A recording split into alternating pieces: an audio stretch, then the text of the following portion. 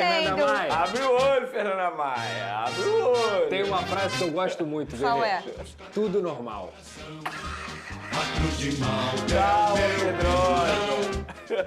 Tudo normal. E digo mais.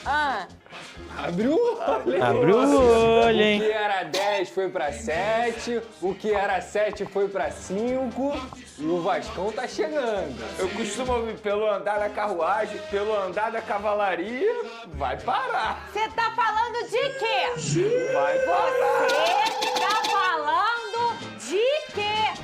Venê, Eu agora só penso em semifinal de Libertadores. eram tá. 10 pontos, Venê, a diferença. Eu falava, abre o olho. Caiu pra E ela, 10 pontos. Virou 7, eu, abre o olho. 7 pontos. Tá em 5, Venê. Tá em 5. Abre o olho. Não, é aqui, vamos lá, estatística. O Botafogo ganha uma, perde outra. O Vasco só ganha, vai chegar uma hora que vai passar. Não, tem uma estatística também. Joga em casa e empata. Toma empate. Toma empate, toma empate. Só que eu tô preocupada contigo. Comigo? Mas antes, tô preocupada com outra pessoa. Ô, Cris! Ufa, que susto. Ô, Cris! Ô, Isabelle Benito, Vai aí cair. não. Ô, Cris! Ô, Santos, vai devagar aí, Santos. Você tem um jogo a menos do que eu. Contra quem? Ceará! Ô, Cris, se você ganhar, o que acontece comigo? Desce mais um pouquinho. Desce mais um pouquinho. O Cris foi bem. Desce mais um pouquinho. E o Flusão tá chegando também. Ele simplesmente, se ele vencer o Ceará, o Fluminense, ele me tira do G6. A sua sorte que vai virar G7, G8. Ou não, Venê. Ou não, né? Ou não. Tem isso também, né? O Gigante tá na Copa do Brasil também. Olha aí, ó, o Vasco, cadê o hino do Vascão? Cadê? Olha lá, ele tava com saudade. Eu posso fazer de uma pergunta ao isso. Pedrosa? Tem, claro, pode. O Vasco hoje joga o melhor futebol do Brasil, Pedrosa? É o Sem time dúvida. do momento. Justo. Resposta boa. É o time do momento. É o time a ser batido? É o time a ser batido. É o time do retorno. É o time do retorno. É o líder Vasco do clausura. é o líder. É isso. Lá na Argentina é apertura e clausura. É isso. Vasco é o líder do clausura. O Vasco realmente é o líder do segundo turno do Campeonato Brasileiro. Lucas Pedrosa, olha... Nem nos meus melhores sonhos imaginei isso. Que Sem um é detalhe, isso? Pedrosa. Fez 3 gols, não tomou nenhum. Tranquilo. De Mas bem. o negócio mudou. 3 jogos seguidos sem tomar gol, Venê. Olha Perfeito. só, o Vasco venceu mais uma com direito a 2 gols, sabe de quem?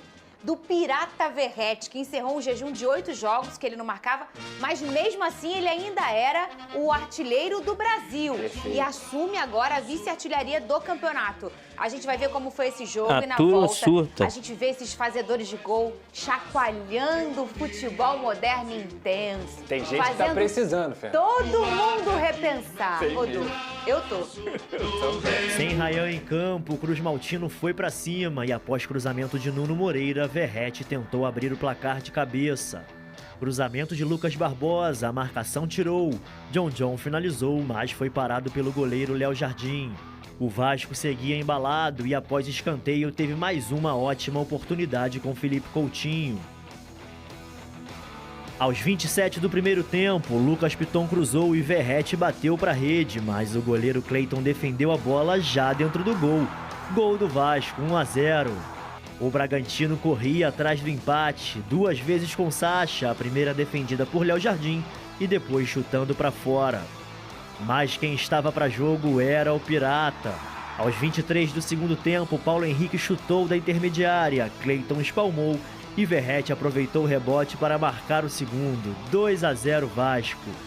O segundo gol do artilheiro do Brasil em 2025, que não marcava desde agosto. E o Gigante da Colina não parou por aí. Em grande fase, conseguiu mais um gol, já no final, a arrancada de Andrés Gomes, que tocou para GB mandar forte para o gol. Final, Bragantino 0, Vasco 3, que está na 8ª posição com 42 pontos. O homem tá embrasado.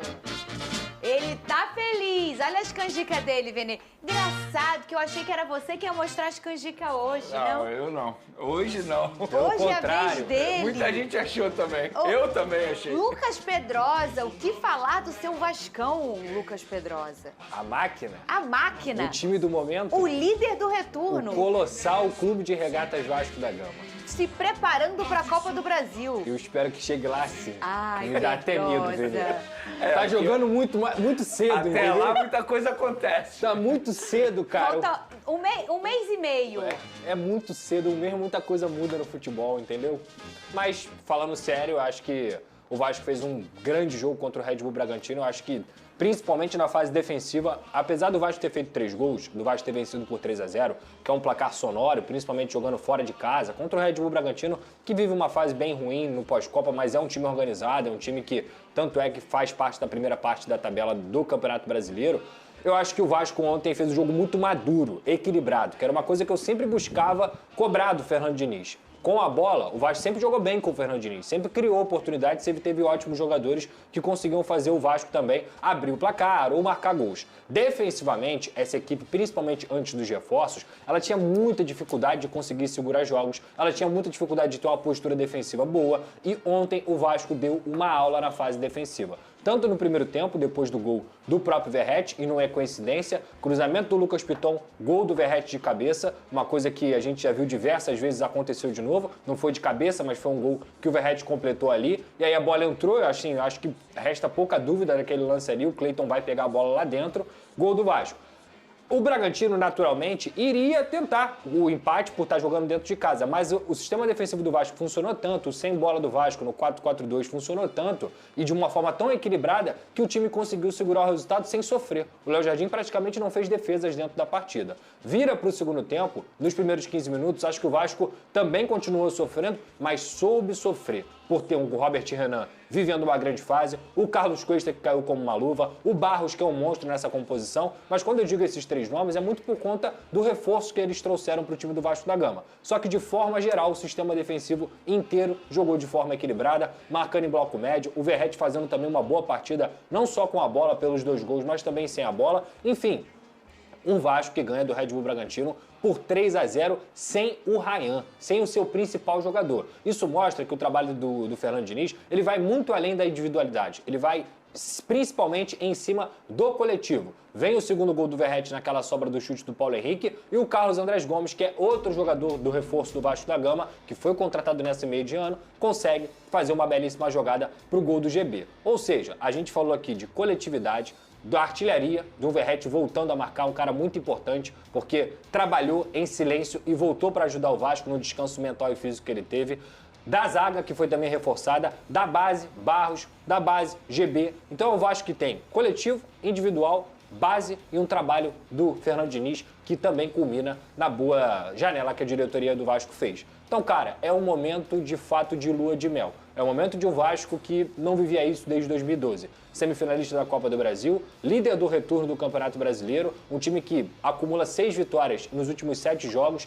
nos últimos 12 jogos só tem uma derrota, então é um time que realmente está numa sintonia muito fina, a torcida fazendo a festa lá em Bragança e vai fazer em São Januário no próximo domingo contra o São Paulo.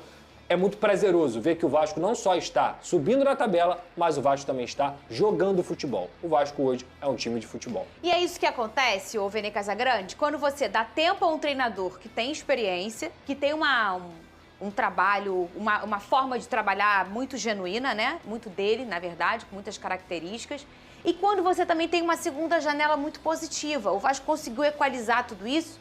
E aquele problema defensivo, que era uma coisa crônica há uma década, pode dizer, Pedrosa, há uma década? Mais de uma década até. Uma coisa crônica, porque quando não era na zaga, era no gol. Até o Martins chegar, o Vasco foi rebaixado 2 vezes até achar um goleiro. Depois é zagueiro, aí o Medel dá uma apoiada ali, mas é uma coisa nessa questão defensiva, ele resolve um problema crônico do Vasco da última década, que é a defesa, né? Fernandinho, Realmente é uma coisa diferente, hein, Pedrosa? Ele é o tipo de jogador que ele vai te irritar algumas vezes, que ele vai dar um tapa a mais, que ele vai prender um pouco mais a bola, mas justamente esse também é o ponto positivo dele, porque ele é um garoto intuitivo. Aquela bola que ele leva ali pro final, todo mundo achava, inclusive o zagueiro do Red Bull Bragantino, que ele ia levar para segurar, para fazer tempo, porque o Vasco estava com 2-0 no placar. E não, ele vai em direção ao gol, que é uma coisa que o Fernando Diniz pede muito. Não interessa de quanto a gente esteja ganhando. A gente tem que tentar fazer gol até o final. Então você já vê também o Fernando Diniz influenciando positivamente nesse colombiano. O cara tem 22, 23 anos, muito bom jogador, o Carlos Andrés Gomes. E quando o Vene cita sobre selecionar, eu acho que é muito importante essa palavra, Vene. Porque não adianta você contratar um jogador, por mais que ele seja bom jogador, se ele não se encaixa no seu estilo de jogo. E o Carlos Cuesta e o Robert Hernan foram selecionados a dedo pelo Fernando Diniz. Esse cara aqui, ele compõe exatamente o que eu quero como estilo de jogo. O Carlos Andrés Gomes é outro. Sabe qual foi o argumento que o Fernando Diniz utilizou para poder contratar o Carlos Andrés Gomes? Que inclusive foi uma escolha diretamente do Admar Lopes. Eu vou fazer o que eu fiz com o Arias com você. Vou fazer você chegar à seleção colombiana. Ele convence o jogador. Ele convence o jogador. E o cara fala assim, opa, esse cara realmente fez o Arias estar na Premier League hoje e chegar na seleção colombiana. E esse cara vem pro Vasco por conta da conversa com o Fernando Diniz. Então assim, tudo que ele tá conversando e conversou com esses atletas tá acontecendo dentro de campo. O Vasco tem chance de ganhar o título. O Vasco hoje é um time que joga um futebol muito brilhante dentro do Brasil. E esses caras abraçaram a ideia. Que é uma coisa que a Fernanda deixou muito claro também. Quando abraça a ideia, meu camarada, é muito difícil segurar. É muito difícil segurar. Porque Tem às um vezes o exemplo? treinador é até bom, mas não dá liga. Em alguns, por uma questão de ambiente. E a gente vê que o Diniz tem uma identificação forte com o Vasco. Ele tem uma relação muito positiva, né? E a forma até dele ter sido escolhido pelo presidente Pedrinho, numa hora que ninguém estava acreditando no Vasco, no Pedrinho. Todo mundo começou, o quê? Ninguém estava acreditando no Diniz, pô. Né? Muita gente. A fila do perdão estava quilométrica, que já distribuíram a senha. O povo já entrou. Fala, Vene. Tem um bom É assim, também. cheio de jogador bom. Vai pegar o elenco do Atlético Mineiro, é uma maravilha. Só que tem coerência de trabalho naquilo ali? Não. Matheus França chegou Inclusive muito bem. um deles, Dudu, foi pra lá. Exato. Foi pro Cruzeiro, depois foi pro Atlético E a Mineiro. mistura é, além disso tudo, de você ter, tipo, as trocas de treinadores de uma forma incessante, e aí o cara vem, escolhe um jogador, vai embora, o jogador fica. Ou ele tem um tipo de jogo que um encaixa e depois não encaixa mais. Ou também a falta de critério para contratar. Sim. Ah, há uma comoção para chamar o fulano. E o fulano é muito bom. Gente, o fulano é muito bom, mas no meu time ele é muito bom. Aí, às vezes, você olha um elenco, tem 4 pontas esquerdas e 1 ponta direita. Tem 4 zagueiros de pé esquerdo e nenhum de pé direito. Aí você fala, gente, qual foi o critério pro povo escolher esse pessoal? É o quê? É a moda do baralho. Entendeu, Vene Casagrande? Que acontece muito. Depois de ver sua maior seca de jogos sem marcar, a gente falou aqui, talvez seja a pior marca do Verratti na sua carreira, né? O Verratti garantiu 2 gols ontem e briga pela artilharia do campeonato. Foi mais uma vez decisivo, né, meninos? Tá aí, ô Pedrosa e Vene, você de casa, artilheiros do futebol brasileiro em 2025. Eu tô falando do Brasil inteiro, todas as competições. O Verratti tem 26 gols. Geralmente a gente vê aqui algum time do Nordeste, porque como lá Tem a Copa do Nordeste, e aí depois vem pra cá, e aí o Nordeste no Campeonato Brasileiro e às vezes também Sul-Americana e tal, a gente vê geralmente no Brasil assim.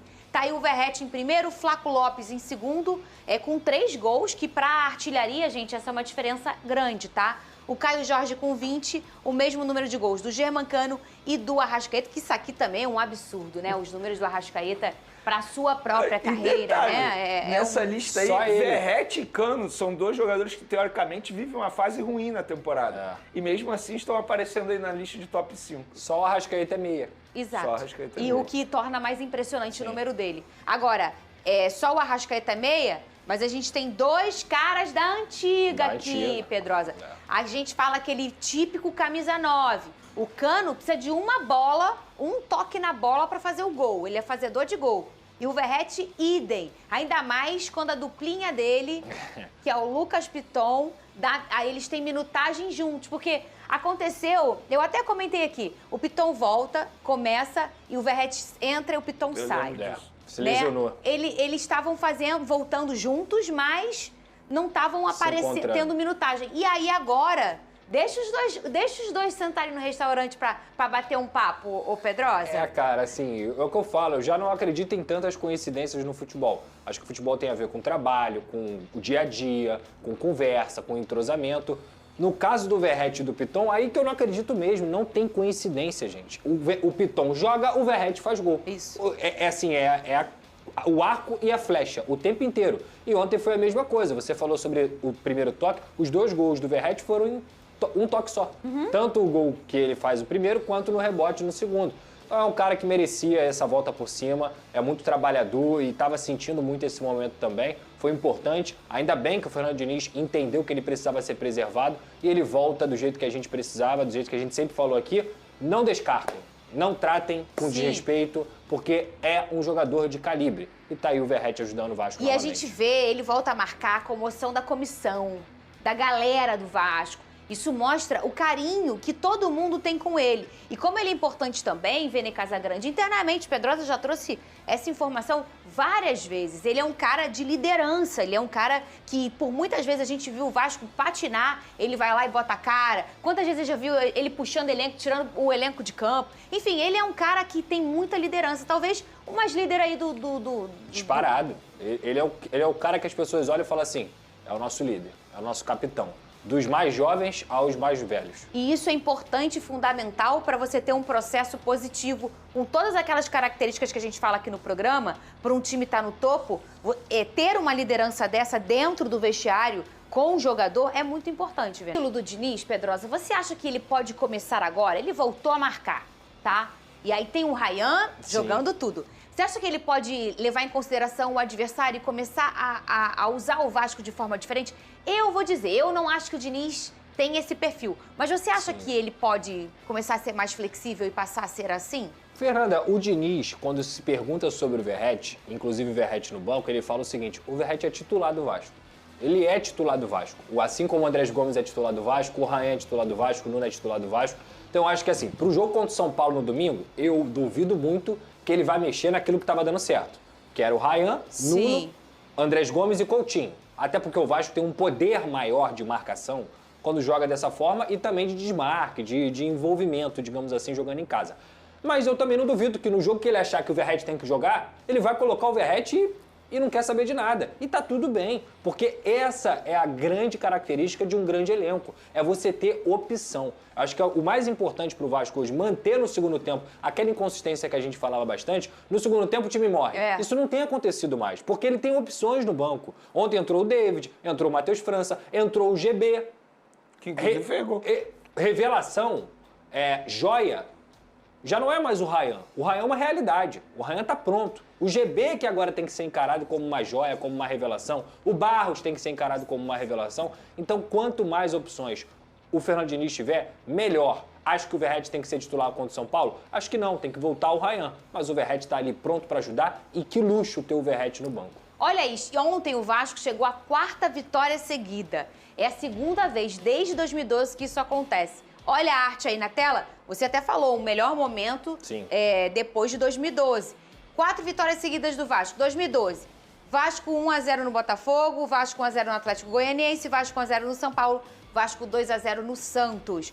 2024, Vasco 2-0 no Fortaleza, 2-1 no Internacional, 2-0 no Corinthians, 1-0 no Atlético Goianiense. Isso aqui não foi ali na reta final? Foi com o Rafael Paiva. Foi julho. Ah, tá. Julho e agosto. Depois daquela estreia com o São Paulo, não? Foi perto dali. Foi ali, perto não foi? dali. Foi. Que aí o Estrela jogou a beça, minha memória tá falhando, não. Foi por ali, né? Isso mesmo. E aí, em 2025, agora tá aí, 4-3 em cima do Vitória, que ainda tava naquela fase de fazer gol e tomava. E tomar. Faz um gol e toma. Tem que fazer 3 pra ganhar. O GB fez o gol da vitória nesse jogo. É verdade, é o gol que o amigo... Em 4 jogos, 2 gols. Cruzamento de quem? Foi de quem? Confesso que eu não lembro. Piton. Foi do Piton? E voltou nesse dia, não foi? Voltou da lesão? nesse dia. Vasco 2-0 no Fortaleza, Vasco 2-0 no Fluminense e Vasco 3-0 no Bragantino. Ou seja, se fosse o Verratti, era o Verratti fazendo gol na área. Muito porque provável. o GB E a entrou. gente falou isso nesse dia que eu comentei. falamos. Eu falei, poxa, o Piton entrou e o Verratti saiu. Aí ele falou, provavelmente...